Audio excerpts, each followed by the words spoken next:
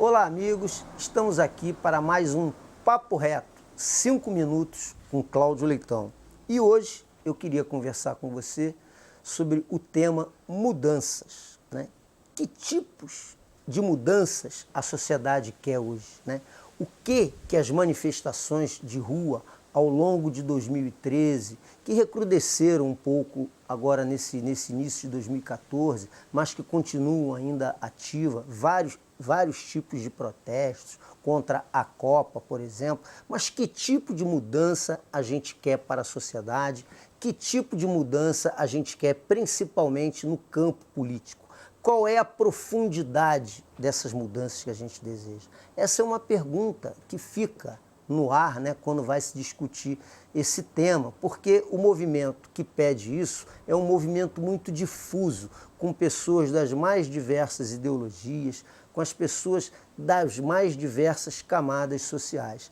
Eu creio que no campo da política, né, é necessário uma renovação dos quadros políticos. Há um esgotamento desse modelo de representatividade política, né? Hoje os nossos parlamentares, né, principalmente no legislativo, eles não estão nos representando, eles estão nos substituindo, ou seja, não estão antenados com as demandas da sociedade, ou seja, aqueles desejos e aqueles interesses que você, cidadão comum, quer ver representado. É aquele famoso caso do trabalhador que vota no empresário e acha que aquele empresário no Parlamento Brasileiro, no Congresso Nacional, vai defender demandas que são características e próprias dos trabalhadores, como, por exemplo, o fim do fator previdenciário, a redução da jornada de trabalho. Então, isso é muito importante. O quadro político hoje pede uma renovação política, né? As manifestações,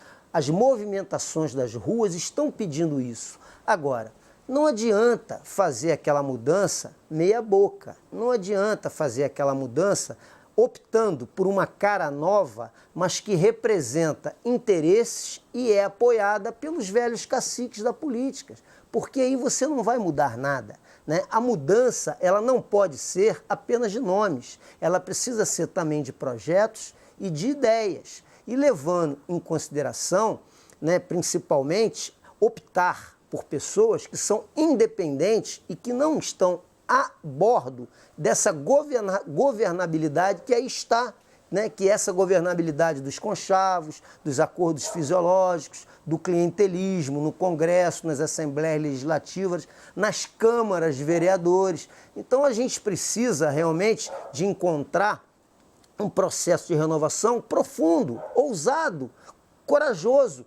E nisso nós temos que colocar até uma certa radicalidade, não no sentido pejorativo, mas no sentido de mudar pela raiz, né? Temos que assumir os riscos e as responsabilidades por essa mudança política. Evidentemente que não está escrito na testa de ninguém que esse cidadão novo na política que você vai votar vai atender suas demandas. Realmente precisa que você tenha um pouco mais de critério, que você tenha um pouco mais de informação, que acompanhe um pouco mais, um pouquinho do histórico, do que fala, do que escreve, do que defende esse candidato. Agora, faz parte da tarefa da mudança ousar, ter coragem, assumir, conforme eu falei, riscos e responsabilidades, porque manter os mesmos no poder conforme está aí não vai resolver o nosso problema, né? E a mudança deve começar dentro da gente mesmo, individualmente. A mudança de comportamento, a mudança de paradigma, a mudança na forma de analisar o político, banir da vida pública aqueles que não corresponderam às nossas expectativas, aqueles que não representaram os nossos interesses e, principalmente, aqueles que desviaram dinheiro público.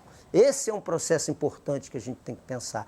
Essa é a depuração que o eleitor precisa fazer, independente da justiça, independente da lei de ficha limpa. Então, esse processo de mudança, na minha opinião, precisa conter esses componentes que eu falei: ousadia, coragem e a capacidade de assumir os riscos e a responsabilidade nesse processo. Porque, individualmente, cada um fazendo a sua parte, a gente vai ter um avanço dentro desse processo coletivo. E eu tenho certeza que um parlamento renovado, com esse critério, com essa maior afinidade, com essa maior procura por informações, com essa maior atenção que a gente precisa dar ao nosso voto, a gente consegue, pela via institucional, fazer as mudanças, né, que o país precisa e assim, né, a gente poder ter avanços dentro desse processo. Evidentemente que não vai se resolver uma crise que a gente está aí de representatividade de uma hora para outra, né? Isso vai ser um processo lento e gradual, mas precisa ser começado. E eu acho que esse ano é o ano ideal para isso.